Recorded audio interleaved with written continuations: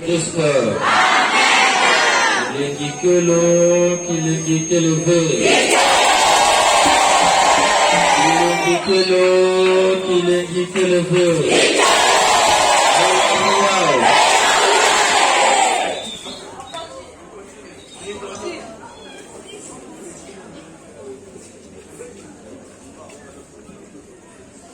Nous allons méditer sur un thème, la foi. Nous avons commencé notre triduum avec la foi. Et ce soir, nous allons continuer avec le même thème, la foi. Je te dis que si tu crois, tu verras la gloire de Dieu. Je te dis que si tu crois, tu verras la gloire de Dieu. Tu verras la gloire de Dieu. Tu verras la gloire de Dieu. Je te dis que si tu crois, tu verras la gloire de Dieu. Dis à ton voisin, si tu crois, tu verras la gloire de Dieu. Si tu crois, tu verras la gloire de Dieu.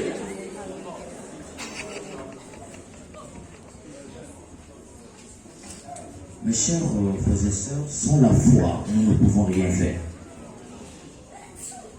Si tu n'as pas la foi, tout ce que tu fais même ce soir, c'est nullement avenu. La foi est un aimant. Connaissez l'aimant, ceux qui vont à l'école, il y a pôle nord et pôle sud. Quand on met, il y a attraction. C'est ça la foi. Quand on a la foi, on est en attraction avec Dieu. Et ce soir, je nous présente Marie comme modèle de la foi. Parce que vous voyez, aujourd'hui, on parle de la Vierge Marie. On a parfois tendance à penser que la Vierge Marie était un être spirituel. Elle n'a pas vécu comme nous. Parfois, on a tendance aussi à trop humaniser la Vierge Marie. Soit on humanise trop la Vierge Marie, soit on divinise trop la Vierge Marie. On oublie qu'elle était une femme comme une maman. Elle a été une femme comme toi. Elle a vécu comme toi. Et si on parle de la foi, ça veut dire qu'elle aussi, la Vierge Marie, elle a fait l'expérience de la foi. Elle a eu son itinéraire de la foi. Quel était l'itinéraire de la foi de la Vierge Marie? C'est ce que je m'en vais vous proposer ce soir. On voit la Vierge Marie, femme de la foi, le jour où l'ange Gabriel lui apparaît. Nous lisons cela dans Luc 1, le verset 26 à 38. Je vais essayer de lire pour vous. Au 6e mois, l'ange Gabriel fut envoyé par Dieu dans une ville de Galilée appelée Nazareth, auprès d'une vierge fiancée à un homme de la maison de David nommé Joseph. Le nom de la vierge était Marie. L'ange me dit en entrant, « Je vous salue pleine de grâce. Le Seigneur est avec vous. Vous êtes bénie entre les femmes. » Elle fut troublée de ces paroles et se demandait ce que signifiait pareille salutation. L'ange lui dit, « Ne craignez pas Marie, car vous avez trouvé grâce devant Dieu. Voici que vous concevrez et vous enfanterez un fils à qui vous donnerez le nom de Jésus. Il sera grand, on l'appellera fils du Très-Haut. Le Seigneur Dieu lui donnera le trône de David son père. Il régnera éternellement sur la maison de Jacob et son règne n'aura pas de fin. » Alors Marie dit à l'ange, « Comment cela se verra-t-il, puisque je ne connais pas d'homme ?» L'ange répondit, « L'Esprit Saint viendra sur vous et la puissance du Très-Haut vous couvrira. de son nombre. C'est pourquoi le saint enfant qui naîtra de vous sera appelé fils de Dieu. Élisabeth, votre parente, a conçu elle aussi un fils dans sa vieillesse, et celle qu'on disait stérile est à son 6e mois. Car à Dieu, rien n'est impossible. Car à Dieu, rien n'est impossible. Marie dit alors, voici la servante du Seigneur, qu'il me soit fait selon votre parole. Et l'ange la quitte. Ces paroles, très souvent, on l'entend, mais on ne mesure pas la profondeur des mots qui sont employés ici. Avez-vous déjà vu une femme qui se lève pour dire, je suis enceinte, mais j'ai été enceintée par Dieu?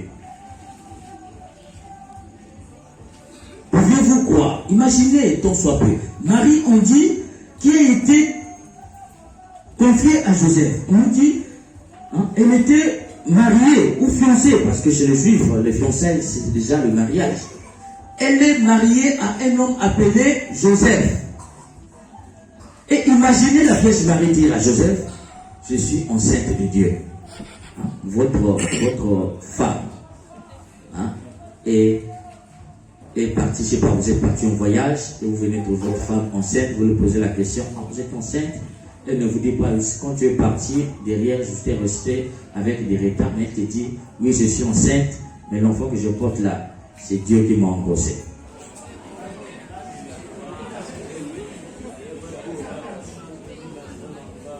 Mais c'est ce qui s'est passé. Ne pensez pas que c'était spirituel, non. C'est des choses concrètes, c'est ce qui a été les difficultés de cette femme. Depuis quand as-tu déjà vu Dieu engrosser une femme? Donc, un ange qui t'apparaît, qui te dit, tu seras enceinte. Comment je serai enceinte? Depuis quand?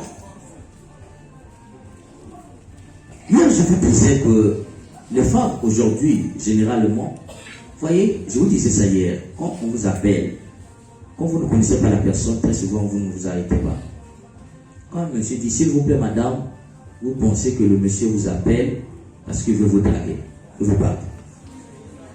C'est comme ça. Donc, imaginez la Vierge Marie. Je te salue Marie. Elle pouvait dire que c'est comme ça, c'est comme ça on dit aujourd'hui, non. Ça commence toujours comme ça, les salutations. Après, c'est pour dire, non, je suis amoureux. Non, quitte là. Elle aurait pu chasser l'ange. Et puis l'ange, peut-être que vous ne mesurez pas. Il dit, Kaire, Kekare, Tomene, Okirio, Sumetasu. C'est ça en grec. Ça veut dire quoi? Je te salue, comble de grâce. Kekare, Tomene. Ça veut dire que tu es sans péché. Tu es immaculé. Kekare, Tomene. C'est que l'ange emploie là. Ça veut dire que tu portes une grâce avant, pendant et après. C'est ça qui fait que Marie est étonnée. Il dit, mais on dit, et Marie était étonnée d'écouter ces paroles.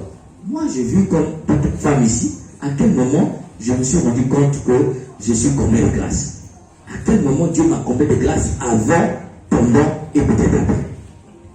Et c'est ce que l'ange lui dit. Et ce qui est encore intéressant, l'ange lui dit, comme Marie dit, comment cela va-t-il se passer? L'ange dit quoi? L'ange dit, l'Esprit du Seigneur te couvrira de son nom. Vous ne connaissez pas ce que ça veut dire en fait. Je vais vous le dire. Bon, soit d'abord je vais te dire. Vous voyez, pour comprendre ça, il faut connaître la culture juive. Chez les Juifs, couvrir quelqu'un de son nom, c'est couvrir quelqu'un du voile. L'homme veut dire le voile. Or, le voile, qui couvre le voile d'une femme, c'est celui qui l'épouse. Tu ne peux couvrir le voile d'une femme que si tu l'épouses. Donc, l'ange dit à la Vierge, l'Esprit du Seigneur te couvrira de son nom. Ça veut dire que l'Esprit du Seigneur va te couvrir de son voile. Ça veut dire quoi? Ça veut dire que tu seras l'épouse de qui? L'Esprit Saint. C'est ça que vous ne me direz pas. Vous pensez que les paroles qu'on a eu à dire ici, c'est l'amusement? Lui aussi, révèle à la Vierge Marie que l'Esprit Saint va te couvrir. Ça veut dire que c'est celui-là qui sera ton mari pour te couvrir. C'est ça que ça veut dire. Vous voyez la gravité des choses que l'ange révèle à la Vierge Marie. Donc, quand tu es normal, tu dis, tu racontes des balivernes, quitte là. Tu es malade, quitte. Comment je serai l'épouse de l'Esprit Saint? Comment? La foi ici est mise à l'épreuve. Comment croire ce sont des paroles? Comment tu peux te dire, tu seras l'épouse de l'Esprit Saint et tu vas croire?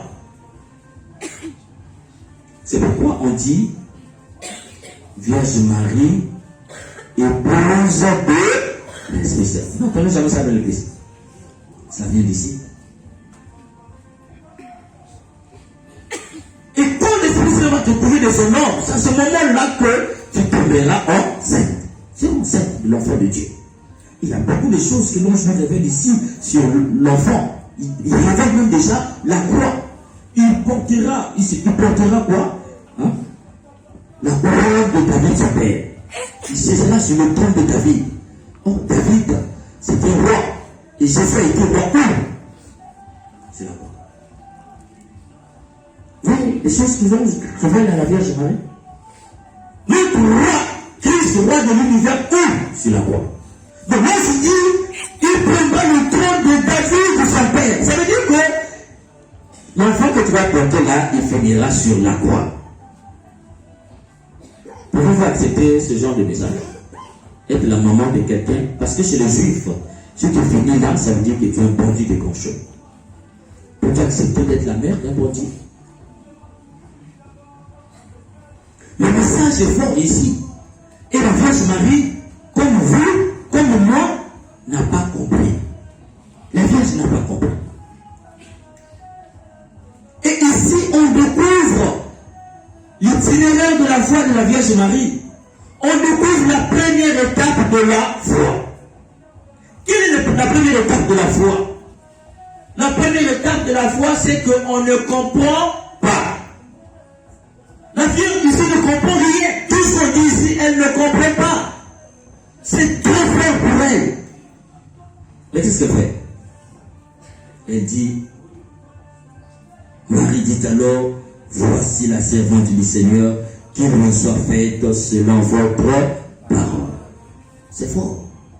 Tu n'as pas compris ce qu'on t'a dit, mais tu dis oui. Tu t'abandonnes au projet de Dieu. Tu rentres dans le chemin que Dieu a tracé pour toi. Tu ne sais pas où tu vas finir. Elle ne sait pas qu'en disant oui, elle va finir au pied de la croix. Elle ne sait pas qu'en disant oui, elle sera la mère de quelqu'un, d'un seul enfant qui va mourir. Vous voyez, tu n'as qu'un enfant et cet enfant meurt. Elle a fait quoi en fait? Elle a signé un chèque en blanc. La première étape de la foi, c'est que tu ne comprends pas. Nous aujourd'hui, vous et moi aujourd'hui, nous voulons tout connaître en avance. C'est pourquoi nous courons des églises en église. C'est pourquoi nous courons derrière les puissants de ce monde. Les mamans Mbikoudi, les papas Mbikoudi, les prophètes, je sais pas, les bergers, hein, ceux qui donnent des révélations. Nous voulons tout connaître à l'avant. Mais tu n'es pas encore de la foi lorsque tu veux connaître tout au début. D'ailleurs, avec Dieu, rien ne sera jamais clair au début. Si tu veux connaître tout au début avec Dieu, tu ne connaîtras rien. Parce que la foi commence là, au début là, quand tu ne comprends pas. Et tu t'engages, tu sautes dans le vide. Quand on décide, par exemple, je vais aller au séminaire. Je vais au séminaire. Je viens voir les prêtres. Il y a des aspirants ici, il y a des aspirantes. Moi, je serai prêtre, tu vois, on t'accompagne. Après quelques mois, on dit, bon, on t'a suivi, tu peux commencer. Tu ne sais pas si tu es prêtre. D'ailleurs, tu n'es pas le premier même. Il y en a qui sont rentrés, sont sortis une semaine après. Il y en a, ils ont fait 2 mois. Il y en a, ils font 1 année. Il y en a, ils ont fait 2 ans. Il y en a jusqu'à la dernière année de théologie, il a été renvoyé. Il y en a même diacre, il a été renvoyé. Tu ne sais pas, tu t'engages dans la vie. Mais toi, tu veux connaître tout en avance avant de t'engager de la foi. Tu veux que Dieu te montre déjà tout. Rentre dans le pèlerinage de la Vierge Marie, elle lui montre ce que c'est la foi. Le début de la foi, on ne comprend pas, mais on signe un chèque complet avec Dieu. On s'abandonne entre les mains de Dieu, c'est lui qui nous conduit. Nous avons chanté, je t'ai dit, si tu crois, tu verras la gloire de Dieu. Mais ne crois pas parce que tu vois. Parce que Jésus a dit par lui-même, heureux ceux qui croient sans avoir vu. Toi, tu veux voir avant de croire, tu ne croiras jamais. Si tu dis que ta foi est le subit parce que tu vois, parce qu'on t'a révélé, sache que, vous voyez, il y a deux types de foi. Tout le monde a la foi, parce que c'est une vertu théologale. Chacun de nous a la foi. Personne n'a pas la foi. Personne ne peut dire qu'il n'a pas la foi, qu'elle n'a pas la foi. Tout le monde a la foi. Mais il y a la foi, ce qu'on appelle, je vous prends un exemple. Vous voyez, il y a bon, je prends l'exemple de l'œuf. Vous voyez l'œuf. L'œuf, on dit la personne qui se promène avec l'œuf est comment? Attentif. Pourquoi? Si tu tombes, l'œuf c'est casse. Donc, il y a l'œuf et puis il y a la carotte. Je prends un exemple comme ça.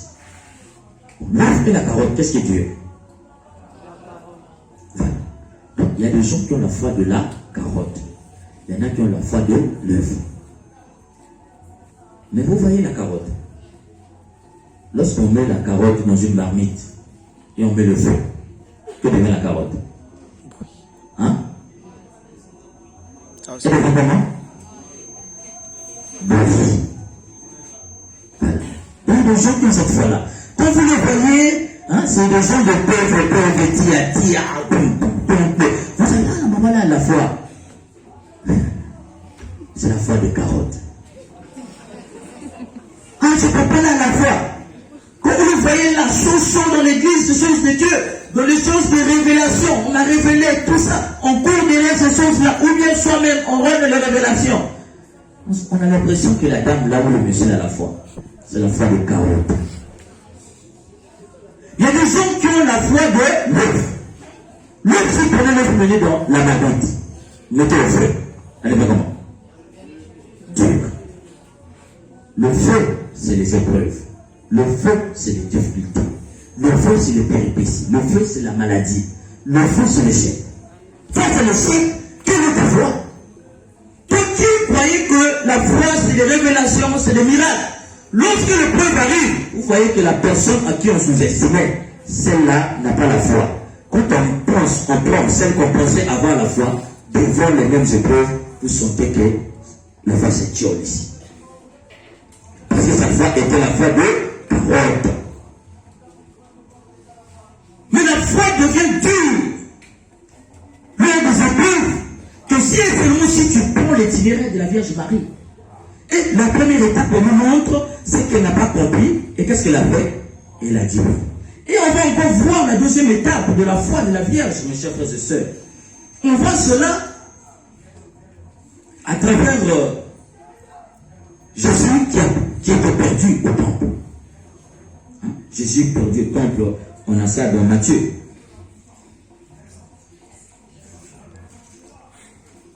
Comme vous lisez, Jésus a 12 ans.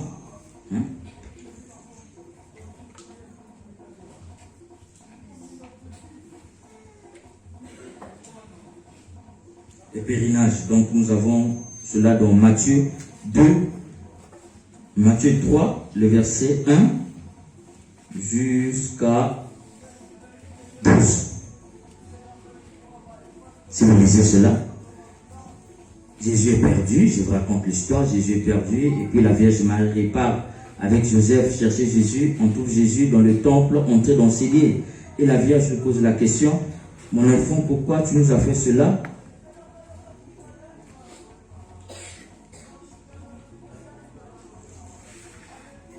Et Jésus va répondre, pourquoi me cherchez-vous? Ne savez-vous pas que je dois être dans la maison de mon Père? Et la fin nous dit, et Marie gardait tout cela dans son cœur. Qu'est-ce que ça veut dire, garder tout cela dans son cœur? Et si vous lisez tous les événements de la Nativité, Marie qui va présenter Jésus au temple, à la présentation de Jésus au temple, quand Simon va prendre l'enfant, et va dire, toi-même l'épée va s'y transporter là. On nous dit toujours, et Marie gardait tout cela dans son cœur. dans son cœur. En grec, on dit symbalei. Ça veut dire quoi symbalei en grec? C'est ce qu'on emploie en grec. Symbalei, ça veut dire quoi? Ça veut dire que mettre les faits entre les faits, les paroles entre les paroles avec les faits et les faits avec les paroles. C'est ça, symbalei. La deuxième étape de la foi, Marie nous montre, c'est la première étape, tu ne comprenais pas. La deuxième étape, tu cherches à comprendre. Donc, on dit Marie gardait les paroles avec les faits avec les paroles. Pourquoi? Elle cherchait maintenant à comprendre quelle est la nature de cet enfant qu'elle a porté 9 mois dans son ventre. Voilà la deuxième étape de la foi. Chercher maintenant à comprendre la volonté de Dieu dans ta vie. Dieu t'a tracé un chemin, une vocation. Tu vas être médecin, tu vas être enseignant, tu vas être ceci ou cela. Maintenant, tu cherches à comprendre comment je serai cet enseignant, comment je serai ce médecin, comment je serai cette femme qui va dans le marché, comment je serai ceci ou cela. Depuis que tu as eu la foi, tu dis que tu as la foi, ta foi n'a jamais été intelligente. Tu n'as jamais cherché à comprendre. C'est pourquoi il y a des gens sont baptisés, mais sont toujours à la première étape de la foi. Même pas à la première étape, ça veut dire qu'ils sont à l'entrée même. Puisque ça donne de comprendre d'abord avant de rentrer dans la foi. Mais puisqu'ils ne peuvent pas se comprendre, c'est le mystère de Dieu, ils sont toujours à la porte d'entrée. Et il y a des gens aussi qui sont rentrés, ils n'ont pas compris, ils sont rentrés, mais franchissent pas cette étape de la Vierge. Cherchez à comprendre. Cherche à comprendre la volonté de Dieu dans ta vie. Cherche à comprendre la volonté de Dieu dans l'option que tu vas choisir. Tu veux faire série A, tu avais eu le BPC, série A, série C. Et aujourd'hui, on fait le suivisme parce que tel Yaya a fait une formation, moi aussi je dois faire. Mais tu as le temps de Paris. Vous voyez, comme je disais une fois ici, il y a une époque ici, on disait ressources humaines. Donc tous les enfants devaient faire ressources humaines. Maintenant, il y a beaucoup d'enfants avec des diplômes de ressources humaines. Maintenant, trouver le travail. Vous voyez? À un moment, on dit non, bon, comme le pétrole, ça donne, ça paye là-bas le pétrole. Donc, il faut envoyer les enfants faire pétrochimie, chimie pétrole, je sais pas, chimiologie, pétrologie. Et à beaucoup des enfants d'envoyer le pétrole. Mais non, vous êtes 1000 avec les diplômes de pétrochimie. Trouvez le travail. Trouvez le travail. Vous êtes là, parfois vous chômez. Quelle est ton originalité? Parce que si tu rentres dans cette deuxième étape, c'est Péléine, tu cherches à comprendre, tu vas trouver ta spécificité. Mais toi, tu n'as pas d'originalité. Ça veut dire que tu n'es pas encore de la foi. L'autre vend les arachides. Toi aussi, tu sors la table de l'arachide à côté. Maintenant, tu te plains. Ah, Makala, Mango, Pata, Sumbaro. Mais on va voir ça, on va payer ça comment? Lui, tu vends le savon. Toi aussi, tu vends le savon. Maintenant, tu te plains pourquoi? Tu ne peux pas vendre autre chose. Tu ne peux pas vendre autre chose. Tu ne peux pas demander à Dieu quelle est ta volonté dans la vie. Dieu va te dire, moi je veux que tu vendes les arachides plutôt que de vendre le charbon. Mais comme tu as vu que le charbon de l'autre marché, toi aussi tu as sorti le charbon. Et puis tu te plains. Et là où c'est dangereux, tu vas même prier Dieu. Dieu donne le pied. C'est qui toi? Dieu n'a pas. Ça ne n'a pas. Pourquoi ça ne marche pas, mes chers frères et sœurs? Parce que nous ne sommes pas dans cette foi de la Vierge. On veut faire des choses comme les autres. Tu n'es pas comme les autres, tu es toi. Tu es non. Vous voyez, nous sommes ici près de 1000, je peux dire, si je prends une estimation de 1000 ou 1500 ici. Chacun de nous a son ADN. Chacun de nous a son ADN. Ça veut dire que nous sommes différents. Mais trouve ta spécificité. Pourquoi tu veux faire comme les autres? Quelle est ta spécificité? Ta valeur première, fondamentale, pour toi, c'est quoi? L'originalité, c'est quoi? C'est bon. Et les parents aujourd'hui, c'est vous qui vous envoyez ces enfants-là, parce que vous voyez, et les parents, ils ont voulu être des militaires. J'ai rencontré une famille comme ça. Son papa voulait être footballeur. Et malgré qu'il n'avait pas réussi à cette vocation de sport, et bizarrement, il mettait au monde que les femmes. Donc il n'y a pas eu un enfant à qui il voulait faire vivre cette vocation que lui, il avait ratée. Et il a fait vivre ça à l'une de ses filles. Vous voyez une fille, vous voyez, nous les appelons les lesbiennes. Vous voyez, donc, Mais oui, puisque elle, vous voyez, c'est un homme. C'est un homme. Mais pourquoi c'est un homme? C'est parce que papa a fait vivre son rêve sur cette fille. Donc, il y a des choses qu'on faisait faire vivre à cette fille, on la prenait comme un garçon. Parce que moi, j'ai raté ma vocation, je veux que l'un de mes enfants puisse réaliser moi ma vocation. Mais ton enfant n'est pas toi. Et voilà, tu as donné au monde une lesbienne. Voilà. Maintenant, elle sort avec les femmes. Tu es content de ce que tu as donné au monde? Et il y en a aussi, il y a des garçons qui sont des femmes. Parce que les parents ont voulu réaliser leur rêve. On dit que je voulais une fille comme ça, mais c'est un garçon. Bon, on commence à l'appeler comme un garçon. C'est comme ça que ça commence. Et vous voyez, maintenant, il parle. Mais c'est comme ça.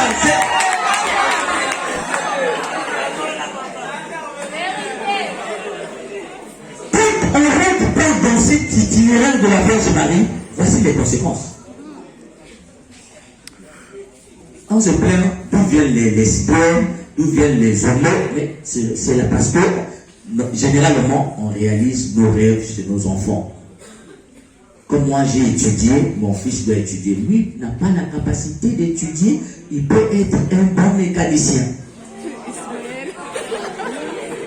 Il peut être un bon menuisier. Je vais retourner à l'école. Il peut être un bon maçon. Il peut bien faire ça.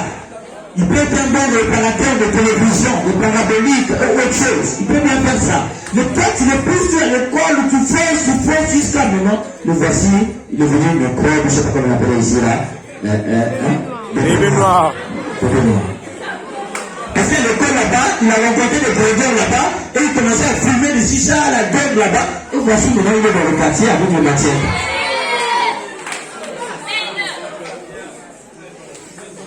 La Vierge, elle cherche à comprendre la volonté de Dieu dans sa vie. Quand tu cherches la volonté de Dieu dans ta vie, ça t'empêche et ça t'évite de vouloir faire comme les autres. Ça te permet de te comprendre toi-même et ça te permet de comprendre les autres. Tu deviens un être libre. Ça, c'est la deuxième étape. Première étape, tu ne comprends pas. Tu t'abandonnes. Deuxième étape, il faut chercher à comprendre. Pour que ta foi soit intelligente. Fille d'espoir et intellectuelle. Rends ta foi intelligente. Et on voit la troisième étape de la foi de la Vierge, c'est à Cana. Vous connaissez ça dans Jean 3, Jean 2 plutôt. Il n'y a plus de vin et la Vierge vient chez Jésus et dit: mon fils, ils n'ont plus de vin. Et Jésus dit quoi à la Vierge? Mon heure n'est pas encore arrivée. Et que fait la Vierge Marie? Elle dit aux ouvriers: faites tout ce qu'il vous dira. Il y a des impolis de la foi. Ils ont cru que comme Jésus avait dit à la Vierge, mon heure n'est pas encore arrivée. Donc, Marie, c'est une chaussette. Même Jésus, toi-même, tu es impoli et tu transfères cette impolitesse chez Jésus. Tu penses que Jésus, c'est un impoli comme toi. Donc, tu dis, et tu es content. Vous voyez la méchanceté? C'est-à-dire que nous perdons des lacunes, nous perdons des détails. Et nous faisons dire ça à Jésus. Alors Jésus a dit à sa mère: donc toi, l'enfant que tu dis Dieu, il répond comme ça à sa mère. Quel exemple nous donne pour nos mamans? Ça, c'est ce que Jésus a dit à la Vierge. On sort ici, on n'a pas besoin de rester ici. Même suivre Jésus. Parce qu'il est impoli. Et oui, si tu ne réponds comme ça, ta mère, tu es impoli. Vous voyez, on a enlevé les 10 commandements ici. Comme les 10 commandements. Les 10 commandements. Tous les commandements, il n'y a qu'un commandement qui est accompagné d'une bénédiction. C'est lequel? Honore ton père et ta mère. Quelle est la bénédiction? Tu veux faire lentement sur la terre. Et tu vivras lentement sur la terre. Tous les autres n'ont pas donné les bénédictions. Honore Dieu n'a pas de bénédiction. Respecte Dieu n'a pas de bénédiction. Ceci, là on a dit, si tu fais ça, tu vas vivre longtemps. Ça veut dire que c'est fondamental. Mais lui-même qui nous a donné ces 10 commandements, honore ton père et ta mère, et lui il arrive au monde, il ne respecte pas sa mère. Et puis on le suit. Non, nous ne sommes pas des aveugles. Nous sommes de l'itinéraire de la foi de la Vierge Marie. On verra notre foi intelligente. On ne peut pas suivre quelqu'un comme ça. Ça veut dire que ce que Jésus a dit ici, il ne faut pas prendre ça à la lettre. Quand Jésus dit, mon heure n'est pas encore arrivée, reste d'abord calme, il faut t'asseoir. Tu vois, non? Tu t'assois, tu dis, de quelle heure il s'agit? Voilà quelqu'un qui est intelligent. Quelle heure il s'agit? Jésus parle de quelle heure? Vous voyez, l'heure, nous sommes ces jeunes gens. L'heure est fondamentale. Quand vous arrivez au chapitre 13, Jésus va dire, l'heure est arrivée. Père, glorifie ton Fils, afin que ton Fils te glorifie. Quelle c'est cette heure qui est arrivée? L'heure de la croix. Donc quand Jésus dit ici, mon heure n'est pas encore arrivée, il est en train de dire, l'heure de la croix, où je vais récapituler toutes choses en Dieu. L'heure de la récréation du monde n'est pas encore arrivée. L'heure de jouer pleinement ta vocation de mère de l'humanité n'est pas encore arrivée.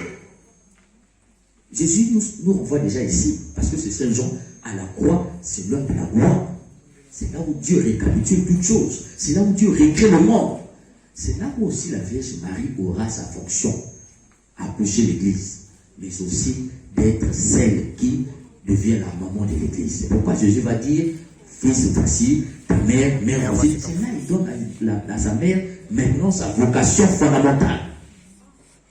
Et ils disent encore, non, mais Jésus disait femme, il disait même pas maman. Mais tu es bête. Faut pas être idiot. Et vous voyez, aujourd'hui, l'idiotie est la chose la mieux partagée.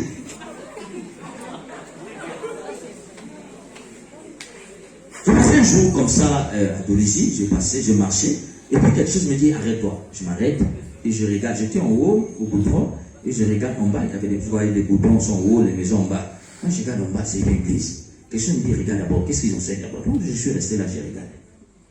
Et le pasteur est en train d'enseigner sur Jésus, hein, qu'est-ce que c'est dit? Moïse au mont Horeb. Quand Moïse au mont Horeb. Donc quand Moïse dit à Dieu, qu'est-ce que j'irai dire aux enfants d'Israël? Il va dire à Moïse, va leur dire, je suis ma envoyé. Et lui, il écrit, je suis là. Et puis, il a enlevé les i là. Il dit, si j'enlève les i là, il reste quoi? Jésus. Si on colle les lettres, ça fait quoi? Jésus. Et les gens clament, ils ont cru qu'il a fait une démonstration. Et ils ont été contents. Alléluia! Donc c'est Jésus qui parlait à Moïse. Et puis il dit, les témoins de Jéhovah sont des possédés. Parce qu'ils disent que c'est Jéhovah qui avait envoyé Moïse. C'est pas Jéhovah. Donc lui, il avait un problème avec les témoins de Jéhovah. Aïe. Donc ce monsieur-là, il pense que quand Dieu parlait à Moïse là, il parlait en français. C'est dans sa tête, c'est comme ça. C'est pourquoi il doit lever il. Quand tu prends ça en hébreu, Ayat, Asher, Ayat, tu vas enlever il. Pour mettre Jésus. Jésus en hébreu veut dire Yehoshua. Maintenant tu prends Ayat, Asher, Ayat. Il faut former Jésus là. Tu as connu ça? Vous voyez l'idiotie. Et les gens étaient là assis. Hein? Ils étaient la fermer. Vous voyez, on veut punir l'idiotie et vous acceptez, vous acclamez. C'est pourquoi Jésus dit, vous allez acclamer le fou. Mais non. Mais quand il dit, hein, il va dire, non, Jésus lui-même n'appelait pas sa mère, mais il appelait femme. Donc, tu continues à dire Jésus un peu. Mais non, Jésus dit femme. Assois-toi, réfléchis, pourquoi il ne dit pas mère, pourquoi il dit femme. Maintenant, tu vas comprendre que dès le livre de la Genèse là-bas, Dieu avait dit, je mettais une hostilité. Il disait, c'est bon, entre toi et la femme. Et Jésus appelle cette mère la femme. Donc ça ne fait pas rien. Tu ne comprends pas que cette femme là. Ça veut dire que il n'appelle même pas sa mère mère. Il appelle femme pour dire, c'est toi qui as reçu cette vocation d'écraser la tête de Satan. Donc il appelle la maman par rapport à sa vocation, c'est plus qu'il appelle mère. Parce qu'il appelle la mère, c'est par rapport à moi. Mais Jésus ne donne rien pour lui. Il donne tout au monde. Même sa maman, il donne le monde. C'est pourquoi il appelle son nom de vocation de femme que Dieu lui avait donné. Il nous renvoie déjà lui de la Genèse, c'est très fort. Mais comme toi tu es un poli, tu penses que Jésus, lui aussi est un poli comme toi. Et en rentre ici, quand il dit, mon heure n'est pas encore arrivée. Maintenant, là où c'est fort, mes chers frères et sœurs, c'est que Jésus a dit, mon heure n'est pas encore arrivée. Donc, pour que je puisse transformer le vin, normalement, on doit arriver. Et le vin, c'est symbolique, ça veut dire l'évangile. donne l'évangile. Maintenant, Jésus dit, l'heure n'est pas encore arrivée de donner la bonne nouvelle.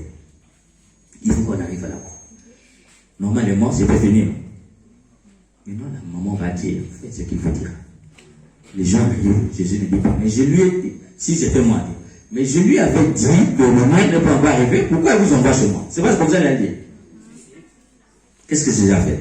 Remplissez les jardins. Il a fait quoi? Il a fait le miracle. Donc, quand sa maman parle, que fait Jésus? Il obéit. Hein? Il obéit. Vous voyez? C'est pas si vous mesurez un peu. Même quand il ne veut pas, il a bien dit que je ne peux pas, l'homme n'est pas encore arrivé. Mais parce que sa maman a dit, il a fait. Toi-même, tu ne peux pas comprendre que quand cette femme-là parle à son fils, écoute, je préfère dire à cette femme-là pour que nous conduisons le commissionnaire, dis à ton fils là. Parce qu'elle, quand il dit à son fils, même quand son fils ne veut pas, il fait. Il ne faut pas être bête.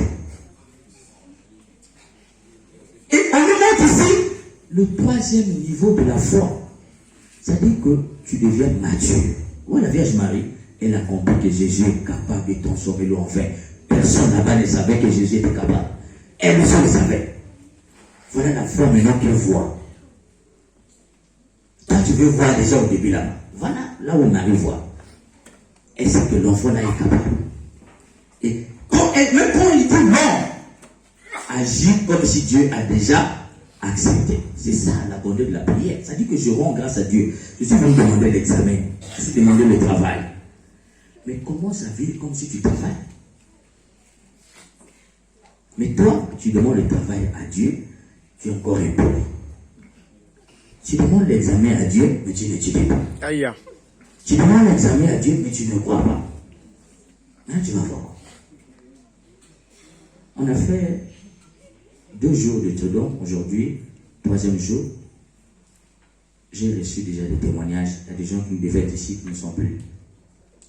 Quelqu'un est venu me dire, mon père, je voulais venir participer à la veillée, mais je ne peux pas. On m'a appelé pour aller travailler.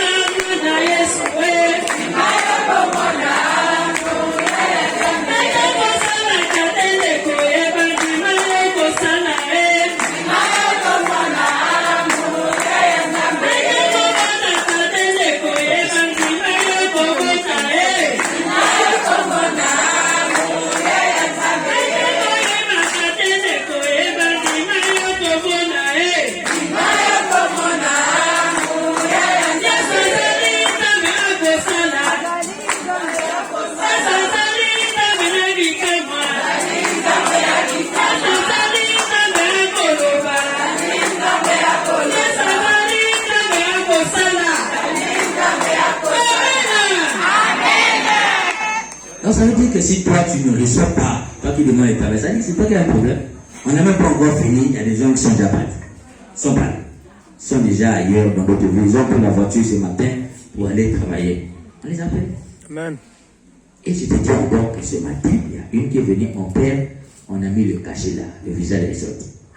Donc toi, si toi tu ne reçois pas, c'est le problème, c'est toi. C'est toi le problème. Si toi tu ne reçois pas, c'est toi le problème. Amen. Si tu ne reçois pas, c'est toi le problème. Si tu ne reçois pas, c'est toi le problème. Je te dis que Si tu crois, tu verras la gloire de Dieu. Je te dis que si tu crois, tu verras la gloire de Dieu. Tu verras la gloire de Dieu. Tu verras la gloire de Dieu. Je te dis que si tu crois, tu verras la gloire de Dieu. voilà, si tu crois, tu verras la gloire de Dieu. Et je vais m'arrêter là parce qu'on va poursuivre. Je vous ai montré ces 3 étapes. Mais il y a une 4e étape, c'est que Marie était sur la croix. On nous dit Marie était debout. Quand tu arrives à cette maturité de la foi, les événements vont arriver, ça ne manqueront pas. Mais tu vois, quand tu vas à la mer, tu prends un caillou et une feuille. Tu prends une feuille, tu jettes à la mer, à l'océan, la feuille sera en haut. Si tu prends le caillou, tu jettes, le caillou sera en bas. La feuille est exposée à toutes sortes d'intempéries. C'est-à-dire que les vagues, la terre mal, ça et là, n'est pas en paix. Mais le caillou est en bas en paix. Si tu veux voir ce caillou-là, tu viens encore là, tu vas trouver ça. C'est ça la foi, quand tu grandis dans la foi. Les événements vont arriver, les difficultés vont arriver, les péripéties vont arriver, mais tu es comme un caillou dans la mer. En bas, ça passe en haut, tu es imperturbable. Mais si tu as la foi d'une feuille morte, sur la mer, ou sur l'océan, c'est là où vous voyez les gens de mer qui marissent, après des mers, Gonza là-bas, tu papillonnes seulement des églises, tu vas chez les marabouts, mais malgré que tu fais ça, tu perds seulement l'argent, tu ne trouves pas la solution. Grandis dans la foi. Je te dis encore, si tu crois, tu verras. Mais quelle sorte de foi? La foi d'un caillou dans la mer. Que Dieu nous donne la grâce de continuer. On aura d'autres thèmes parce qu'en fait, je vous saluerai. Ça paraît un peu bête. On est là, on devait prier parce qu'on veut sortir le voix. Mais en fait, c'est mon je vous salue Marie.